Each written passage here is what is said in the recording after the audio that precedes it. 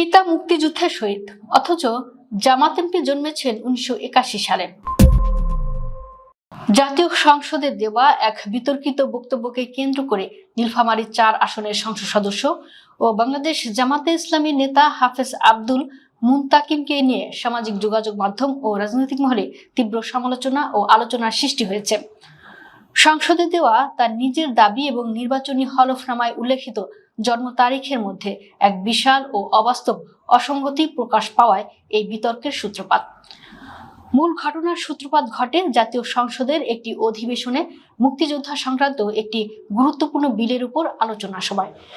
ওই অধিবেশনে জামাতে ইসলামীর পাকিস্তানি বাহিনীর সহযোগী হিসেবে আইনগতভাবে চিহ্নিত করার বিষয়টি নিয়ে বিতর্ক চলছিল। এমন প্রেক্ষাপটে সংসদে নিজের অবস্থান ও বক্তব্য তুলে ধরতে গিয়ে এমপি আব্দুল মুনতাকিম দাবি করেন, 1971 সালের মহান মুক্তিযুদ্ধে তার নিজের পরিবারের অসামান্য ও গৌরবোজ্জ্বল অবদান রয়েছে।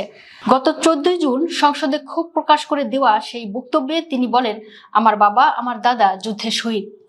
আমার আব্বারা অর্থাৎ বাবা চাচারা 7 ভাই, 4 জন মুক্তিযোদ্ধা।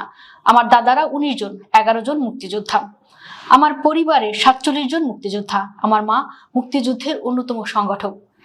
এই চাঞ্চল্যকর বক্তব্যটি সামাজিক যোগাযোগ মাধ্যমে ছড়িয়ে পড়ার পরপরই সচেতন মহল ও অনুসন্ধানী ব্যক্তিরা তার নির্বাচনী হলফনামা এবং ব্যক্তিগত নথিপত্র খতিয়ে দেখতে শুরু করেন। আর তাতেই বেরিয়ে আসে এক অবিশ্বাস্য ও গাণিতিকভাবে অসম্ভব এক বৈপরীত্য।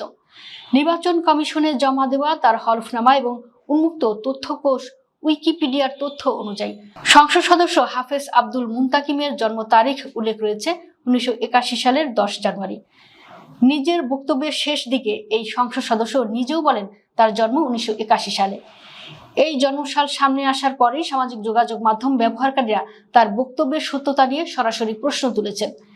নেট দুনিয়ায় তীব্র সমালোচনা ও ট্রল করে অনেকেই প্রশ্ন করেন, 1971 সালে মহান মুক্তিযুদ্ধে যদি তার পিতা শহীদ হয়ে থাকেন, তবে যুদ্ধ শেষ হওয়ার দীর্ঘ 10 বছর পর অর্থাৎ 1981 সালে আব্দুল মুনতাকিমের জন্ম কিভাবে সম্ভব হলো? রাজনৈতিক বিশ্লেষক ও সাধারণ ভোটাররা হিসাব কষে বলছেন, ত্রয়োদশ জাতীয় সংসদ নির্বাচনে মনোনয়নপত্রের হিসাব অনুযায়ী তার বর্তমান বয়স 44 বছর 41 মাস, যা 1981 সালের জন্ম তারিখের সাথে সম্পূর্ণরূপে সামঞ্জস্যপূর্ণ। কিন্তু 1971 সালে পাকিস্তানি বাহিনীর হাতে বা যুদ্ধে শহীদ হওয়া কোনো পিতার পক্ষে 1981 সালে সন্তান জন্ম দেওয়া কেবল অলৌকিক বা গাণিতিকভাবেই অসম্ভব নয়, বরং এটি একটি চরম ও হাস্যকর মিথ্যাচার। সংসদে দেওয়া এই স্ববিরোধী বক্তব্য নিয়ে এখন পর্যন্ত জামাত নেতা হাফেজ আব্দুল মুনতাকিম বা তার দলের পক্ষ থেকে আনুষ্ঠানিক কোনো ব্যাখ্যা পাওয়া যায়নি।